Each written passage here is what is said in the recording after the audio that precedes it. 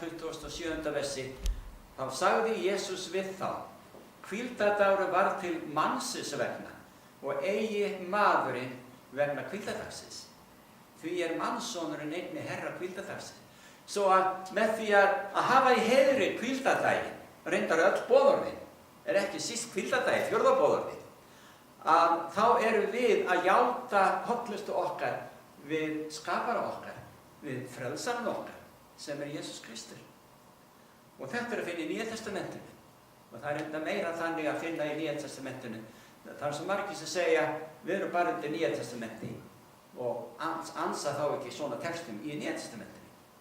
Og segjast bara að ekki vera lengur undir Gamla testamentinu. Allt orðið orð Guðs. Jesús fyrir að koma bráðum.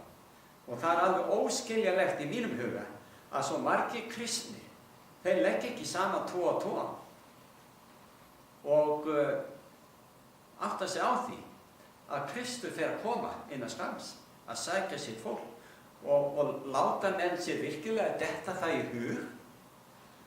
Nokkur viti þeirri rökfærslu að þetta skipti engu máli eftir allar þessar yfirlýsingar Drottins mikilvægi boðorðanna.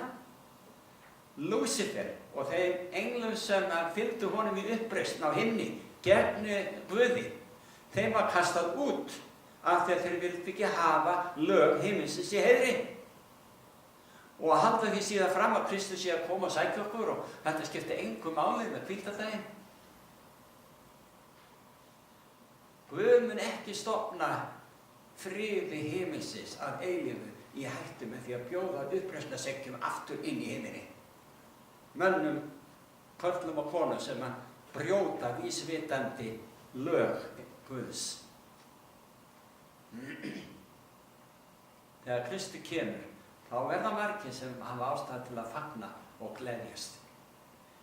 En einu sinni var Jesús að tala við leiðtoga gyðinga og þetta voru þeir sem töldu sig vera Guðs fólk.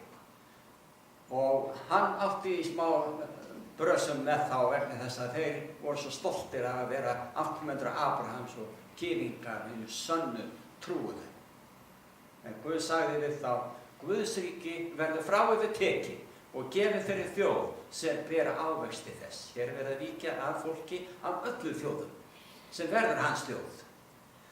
Vers 45, þegar æðstu prestarnir og farísearnir heyrðu dæmisögur hans, skildu þeir að hann átti við þá. Þeir vildu taka hann höndum en óttuðust fólkið, þar en töldu hann vera spámann. Í fyrra Pétursbréfinu, í fyrsta kafla þar í fyrstu versunum segir að Pétur, postuli Jesú Krists, heilsar hinum útvöldu sem eru dreifðir sem útlendingar í Pontus, Galatíu, Kappadókíu, Asíu og Bithyníu. Þetta eru hér og þarna sérstaklega í Tyrklandi. Ég hef komið þarna. Og hann að lýsa því þarna yfir í byrjun bréfsins að þeir séu útvaldir samkvæmt fyrirvitund Guðs föður og helgaðir af anda hans til að hlýðnast Jesú Kristi og verða hreinsaðir með blóði hans. Þetta voru ekki gyðingar. Þetta voru ekki bókstaflegir Ísraelsmenn. Ég bara sýna ykkur dæmi að Biblían sjálf, Nýja testamentið, lýsir því yfir að þeir verða kallaðir Ísraelsmenn, hinir sönnu Ísraelsmenn sem hlýða Guði. Og Pétur heldur áfram í öðru kaflanum, 9. og 10. versi. Þér, og hann að tala við þetta sama fólk í bréfi sínu, þér eru útvalin kynslóð, konunglegt prestafélag, heilög þjóð eignalýður, til þess að þér skulu víðfræða dáðir hans sem kallaði yður frá myrkrinu til síns undursamlega ljós. Þér sem áður voruð ekki lýður, sjáu þið, það voru ekki Ísraelsmenn. Þér sem áður voruð ekki lýður eru nú orðnir Guðs lýður, Guðs fólk. Þér sem ekki nutu miskunna hafi nú miskunn hlotið. Þetta ekki stórkostlegur boðskapur?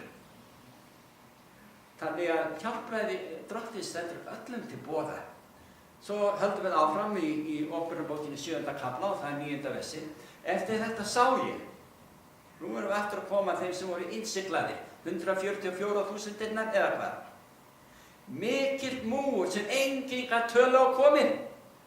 Við getum talið upp á 144.000, en það ekki átt við þá hér. Þetta annar hópur. og það var ekki hægt að telja það, þeir voru svo margir af allskyns fólki og kynhvíslum og líðum og tungum, svo þetta allt annað fólk heldur en bókstaflegir gyðingar. Þeir stóðu frammi fyrir hásætinu og frammi fyrir lampinu, skrýddir hvítum skikkjum og höfðu pálmakreinar í höndum. Og þeir hrópa hárri röddu, hjálpræði heyrðu Guði vorum sem í hásætinu situr og lampinu. Þetta alveg stórkostlegt, vinir, að í gegnum opinberun á bókina þá fáum við að skyggnast inn í heiminin og sjá allt þetta sem verður að lýsa þar eitt og annað sem gerist hér á jörðinni. Það verður ótölulegur stór hópur sem frelsast að lokum. Þó að það sé í samkvæmt orði Jesú Krists minnihluti af jarðarbúum. Því þeir eru fleiri sem farast, því miður. Svo í 13. versinu í 7. kafla opinberunarbókar þá það að einn af öldungunum tók til máls og sagði við mig: þessir sem skrýddir eru hvítu skikkjunum, hverjir eru þeir og hvaðan eru þeir komnir? Hann ætti nú að vita að hann sjálfur, þessir öldungur, hann á himni, en hann svona eins og að brýna Jóhannes. Og ég sagði við hann, nú var það Jóhannes sem talar: herra minn, þú veist það. Hann sagði við mig: þetta eru þeir sem komnir eru þrengingunni miklu og hafa þvegið skikkju sínar og hvít fáa þær í blóði lambsins. Hann að segja: þú varst að koma frá jörðinni. Hér verður að lýsa atburði frammi fyrir hásæti Guðs eftir að Kristur hefur sótt okkur og tekið okkur inn í himinin. Og þá sjáum við eitt og annað gerast og auðvitað Jóhannes að afla sér upplýsingar. Hvað er þetta og þetta? Þannig fær það.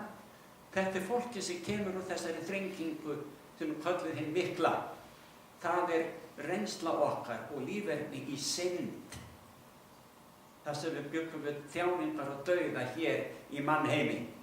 10. versi: og þeir hrópa hárri röddu, hjálpræði heyrðu Guði vorum sem í hásætinu situr og lampinu. Og svo heldur áfram og það verið að lýsa þessu hvað þeir voru klæddir hvítum skikkjum. Einn af öldungunum tók þá til máls og sagði við mig: þessir sem skrýddir eru hvítu skikkjunum, hverjir eru þeir og hvaðan eru þeir komnir? Ég að lesa þetta upp aftur, en hvítu skikkjurnar tákna réttlæti. Við erum óaðfinnaleg.